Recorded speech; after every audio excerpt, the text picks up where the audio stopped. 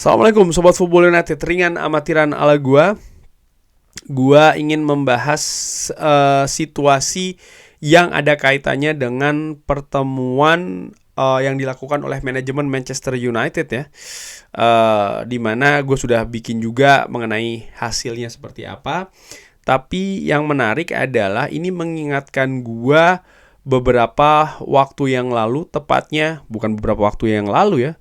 Ini 2 tahun yang lalu, tepatnya di bulan April, di mana Ralf Rangnick yang pada saat itu menjadi manajer interim dari Manchester United ini memberikan pendapatnya terkait dengan keadaan di Manchester United yang dia sebutkan adalah tidak butuh kacamata ya untuk melihat masalahnya. Dan ini tentang bagaimana menyelesaikannya. Dan menurut saya ini jelas, ini tidak cukup untuk melakukan perubahan ataupun juga perbaikan yang kecil. Tidak seperti kosmetik, katanya seperti itu. Dan kalau di dunia kesehatan, ini seperti operasi membuka jantung. Ini adalah hal yang bukan dilakukan oleh satu orang saja yang bisa melakukannya. Dia mengatakan ya, yang saya maksud dengan segala respect untuk Jurgen dan juga Pep, saya yakin mereka tidak melakukan hal-hal ini dengan diri mereka sendiri. Artinya ini memang ada banyak pihak yang melakukan perubahan dan juga terlibat di dalamnya. Kalau orang-orang ingin bekerja secara bersama, dan ini akan menjadi suatu hal yang masuk akal. Dan saya masih berpikir ya, kalau ini tidak membutuhkan waktu yang lama, kurang lebih seperti itu yang dikatakan oleh Ralf Rangnick ya, untuk merubah hal ini. Lalu dia juga menambahkan ya, di wawancara tersebut dia mengatakan kalau untuk saya tidak ada pertanyaan yang disepakati terkait dengan kontrak ya, karena statusnya dia pada saat itu. Dia mengatakan bahwa ya dengan keadaan dia saat ini tidak penting untuk mendapatkan kontrak di atas kertas. Tapi dia menyinggung terkait dengan Erik ten Hag dan juga board manajemen dari Manchester United kalau mereka ingin mendengar opini dari Ralf Rangnick tentang Manchester United, karena dia memiliki pengalaman dan dia mengatakan dia belum diajak berbicara ya mengenai dengan poin-poin yang mungkin diajukan untuk perbaikan Manchester United. Dan seperti kita ketahui, setelahnya Ralf Rangnick memilih untuk tidak bersama dengan Manchester United dan dia pindah ke tim nasional Austria. Nah, ada beberapa poin yang ingin gue bahas, yaitu nomor 1, bagaimana memang Ralf Rangnick mengatakan tidak bisa perubahan itu hanya perubahan yang sedikit-sedikit di Manchester United. Dan kalau gue lihat ya, apa yang dilakukan sebelumnya, perubahan sedikit-sedikit itu ada 2, yaitu adalah perubahan manajer dan juga perubahan pemain. Sering sekali yang dilakukan oleh manajemen sebelumnya, di mana pada saat itu mayoritas football operation ini dipegang oleh orang-orangnya Glazer, yaitu adalah mengganti manajer dan juga mengganti pemain. Tidak pernah menyentuh hal yang lain. Nah, kali ini Ineos melakukan perbedaan. Dari bulan Juni-Juli kemarin, mereka menempatkan posisi-posisi yang berbeda, mereka menempatkan orang-orang dengan kompetensi yang berbeda di Manchester United. Bahkan untuk posisi manajer, menurut gue ya, secara ringan amatiran, mereka seperti dalam tanda kutip menghapus sementara status dari Erik ten Hag, walaupun pada saat itu dia berhasil memberikan trofi Piala FA. Dan kalau dilihat musim sebelumnya, ya ada juga trofi Carabao, tapi itu seperti kayak disingkirkan dulu, dihapus dulu secara sementara, karena mereka melakukan pembicaraan dengan banyak pihak, perwakilan maupun secara langsung nama-nama calon manajer dari Manchester United. Kabarnya ada 7 ataupun lebih ya kan. Sebelum akhirnya mereka dengan pertimbangan yang mereka lakukan memutuskan untuk memakai lagi Erik ten Hag. Nah, sekarang saat ini di bulan Oktober ternyata Manchester United situasinya jika dibandingkan dengan musim sebelumnya ini masih sama. Bahkan kalau dilihat dari sisi poin, ini merupakan yang terburuk dari sejarah Manchester United. Ada apa ini ya? Kalau menurut gue secara ringan amatiran, ada hal yang lebih mendasar ada hal yang lebih mendasar yang harus diperbaiki ya. selain dari manajer dan juga pemain. Dalam arti pemain adalah ya jika yang dipikirkan adalah oke, bagaimana kita memperbaikinya dengan cara mendatangkan pemain-pemain baru yang memiliki kualitas bagus, skill bagus, dan bla bla bla. Menurut gue ini sudah pernah dilakukan 10-11 musim belakangan ya. Mendatangkan pemain-pemain yang memiliki kemampuan bagus, memiliki nama besar ya kan. Ini sangat rutin didatangkan. Lalu juga solusi berupa pergantian manajer. Menurut gua justru sebaliknya, yang gua harapkan dengan situasi seperti ini dibiarkan. Mungkin ini gua tidak sesuai dengan banyak keinginan ataupun pendapat dari Sobat Football United, gak masalah kan ya perbedaan. Karena menurut gua simpel, yang gua lihat adalah ketika turun diganti manajer yang baru, ini sudah terlalu sering berulang-ulang ya. Setiap 2 musim masuk ke musim ketiga jelek diganti. Solusinya dipikir selalu itu. Lalu apa yang terjadi? Oke, di musim pertama rata-rata mereka bagus. Tapi di periode selanjutnya jelek. Dan ketika jelek, apa yang diambil? Solusinya ganti lagi. Jadi menurut gua ini adalah pergantian kecil ataupun pergantian secara kosmetik saja yang disebutkan oleh Ralf Rangnick. Yaitu adalah setiap kali ada permasalahan yang dilakukan adalah rekrut yang baru atau ganti. Itu. Yang gua harapkan dengan adanya Omar Berada dan Ashworth, Jason Wilcox, mereka bisa melihat hal yang lebih luas, yang lebih dalam dari sekedar pergantian manajer atau merekrut pemain baru. Misalnya saat ini, dari apa yang dikatakan oleh Sir Jim Ratcliffe, yang dimana dia melihat, oke, bagaimana Real Madrid ya kan dengan pemain-pemain muda. Oke. Dan gue melihat saat ini nampaknya arah dari Manchester United akan kesana gitu ya, bukan akan, sudah kesana gitu. Artinya mereka merekrut talenta-talenta muda dengan batasan umur sekian, untuk berada di skuad ini. Tapi harus disadari bahwa pemain-pemain ini ketika memang pemain muda yang didatangkan, maka pemain ini belum pemain jadi. Bukan atau belum menjadi pemain premium.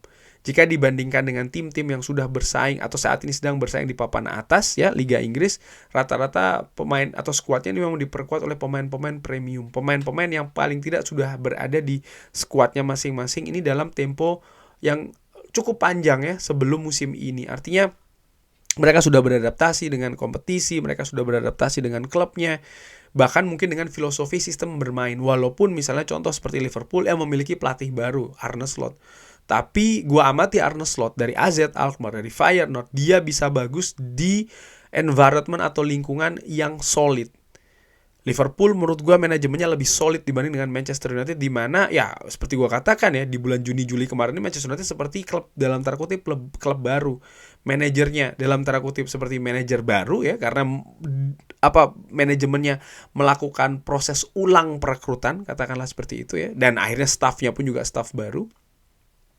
Lalu komponen manajemennya juga baru, ada beberapa posisi yang baru, klub melakukan banyak sekali pergerakan-pergerakan baru, perubahan-perubahan baru, banyak sekali, cukup drastis ya. Sehingga ya ini berbeda dengan situasi Arne Slot di klubnya. Enzo Maresca menurut gua pun juga demikian. Chelsea ini dalam periode sebelumnya mereka melakukan perubahan-perubahan sampai mereka mendapatkan pola tertentu. Walaupun ada harga mahal yang dibayar di situ ya. Kita tahu bagaimana gelontoran uang yang mereka keluarkan. Jika melihat tim lain misalnya seperti kayak Arsenal, seperti kayak Manchester City, lihat berapa banyak pemain baru yang mereka rekrut di bursa transfer musim ini. Sangat limited dan sangat-sangat terbatas. Kenapa? Mereka sudah lebih solid, sehingga mereka betul-betul hanya melakukan perubahan seperlunya saja. Bandingkan dengan Manchester United ya. Mereka mendatangkan berapa banyak back, mereka mendatangkan pemain depan, mereka mendatangkan pemain banyak sekali menurut gua pemain baru yang hadir di Old Trafford. Di sisi lain ini menimbulkan excitement ya, kesenangan mungkin juga bagi para fans melihat banyak pemain baru yang datang. Tapi di sisi lain hal yang gua khawatirkan adalah ketika banyak pemain baru datang, maka integrasinya ini juga menjadi tantangan ya, dimana tidak seluruhnya bahkan ikut pre-season. Jadi ini merupakan hal yang harus dihadapi oleh tim kepelatihan Manchester United. Tapi balik lagi terkait dengan pendapat dari Ralf Rangnick ya, perubahan itu memang dilakukan saat ini dari musim panas kemarin. Tapi ya karena memang banyaknya perubahan, banyaknya hal-hal yang dilakukan ya, terutama rekrutmen misalnya pemain muda dan lain-lain, ada waktu yang diperlukan juga sih di sana menurut gue ya. Karena sekali lagi ini banyak komponen baru. Mungkin banyak juga yang mengatakan ya tapi kan lihat ini sudah ada Omar Berada, sudah ada siapa namanya Jason Wilcox dan Ashworth ya, mereka baru bekerja dari kapan. Mereka juga butuh waktu untuk menganalisa, mengambil keputusan, melihat dan lain-lain, beradaptasi, melakukan sinergi dan lain-lain. Tim kepelatihan dari Manchester United pun juga baru, Rene Hake, Ruud van Nistelrooy. Mereka setahu gue mereka belum pernah punya pengalaman menangani atau menjadi asisten ya katakanlah di klub sebesar Manchester United, di mana tekanannya berbeda dari PSV Eindhoven, tekanannya juga berbeda dari Go Ahead Eagles. Juga hal baru. Pemain-pemain muda pun juga demikian. Ugarte misalnya digadang-gadang akan mampu meningkatkan lini tengah, tapi ketika menghadapi Tottenham Hotspur dia terlihat memang butuh waktu menurut gue. Bukan hanya terkait dengan situasi stamina yang memang dianggap oke, dia sudah bagus, tapi bagaimana dalam membaca permainan, membaca keadaan di atas lapangan, ya kan, rekannya dan lain-lain. Bisa dilihat juga bagaimana situasi di Manchester United misalnya ada banyak salah pengertian. Ini hampir selalu terjadi dengan angka yang tinggi ya di masing-masing pertandingan Manchester United. Ini menunjukkan bahwa ya sinergi kerjasama antara satu pemain dan pemain lainnya harus ditingkatkan karena ada banyak komponen baru, dan menurut gua ya ini memang butuh waktu. Hanya saja yang harus disadari juga oleh Erik ten Hag terutama ya saat ini memang masih masuk tahap awal, tapi bukan berarti dia bisa santai-santai saja, ataupun bukan santai-santai sih, tapi kayak begini, dia hanya fokus ke prosesnya saja, enggak. Progres berupa hasil itu yang dinantikan. Karena fans mereka, terutama fans Manchester United ya, mereka tidak ingin tiap pekannya ketika menyaksikan Manchester United mereka merasakan juga frustrasi yang sama gitu ya. Artinya tampil jelek, kalah dan nggak bisa gitu. Ada periode tersebut, yes, dan gue harapkan memang periode ini selesai di pertandingan menghadapi Aston Villa. Selanjutnya gue harapkan dia bisa melakukan perubahan. Memang ada excuse, ada alasan-alasan, iya, tapi menurut gue itu sudah cukup gitu. Dia sudah memiliki periodenya, dia harusnya sudah bisa menganalisa keadaan skuadnya. Oke, saat ini sudah harus tancap gas. Manchester United harus mendapatkan hasil-hasil positif. Kenapa? Karena ketika hasil yang tidak maksimal ini terus bergulir, kesabaran fans makin lama akan tipis. Dan gue yakin pun manajemen juga seperti itu. Sehingga ya bisa jadi akan ada pergantian ya yang dilakukan. Dan gue tidak berharap sebenarnya pergantian itu terjadi. Bukan karena gue pengacara Erik ten Hag atau apa. Enggak. Terserah mau dianggap kayak gitu tuh bebas pendapat enggak. Tapi kalau gue katakan bukan masalah itu ya. Kalau dikatakan pengacara pelatih ya gue dari Ole Gunnar Solskjaer juga seperti itu. Tapi ya sudahlah. Sudah biasa gue digituin. Tapi yang gue maksud adalah begini. Kenapa gue tidak berharap ada pergantian? Karena satu, gue tidak ingin Manchester United ini berada di lingkaran setiap 2-3 musim ganti pelatih terus begitu. Gue pingin ini terhenti. Artinya Erik ten Hag harus perform. Nomor 2, gue tidak ingin klub ini menjadi menghadapi kesulitan, terutama dari sisi finansial yang nanti akan membatasi pergerakan misalnya di bursa transfer. Kenapa? Kompensasi untuk Erik ten Hag. Ini menurut gue ya ini akan membuat tantangan dari sisi finansial. Lalu nomor 3, gue juga melihat ketika ada pergantian pelatih, maka proses ini akan mundur lagi.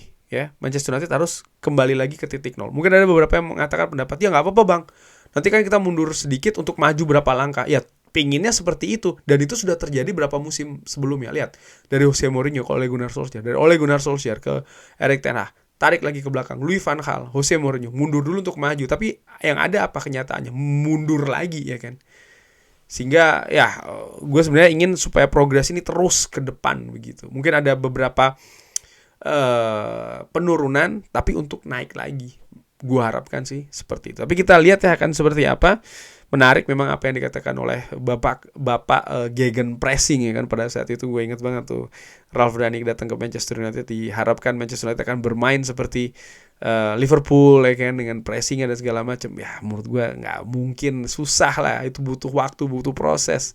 Kenapa? Manchester United selama bermusim-musim tidak terbiasa dengan gaya permainan seperti itu ya, dan ini tidak seperti permainan game yang bisa seperti itu saja dirubah, enggak gitu, butuh proses, butuh waktu. Dan memang pada saat itu Manchester United pun juga nampak ingin bermain ya dengan pressing tinggi, tapi tidak bisa secara konsisten dilakukan karena banyak sekali kekurangan, banyak sekali penyesuaian yang harus dilakukan. Kurang lebih seperti itu. Terima kasih sudah menyaksikan. Seperti biasa, pendapat lain silahkan drop di kolom komen. Terima kasih sudah menyaksikan. Gue doakan semuanya selalu sehat-sehat sekeluarga, dilindungi oleh Allah, dimurahkan rezekinya, dan juga segala usaha positifnya. Sekali lagi jangan lupa like, sholat, dan juga subscribe. Wassalamualaikum warahmatullahi wabarakatuh.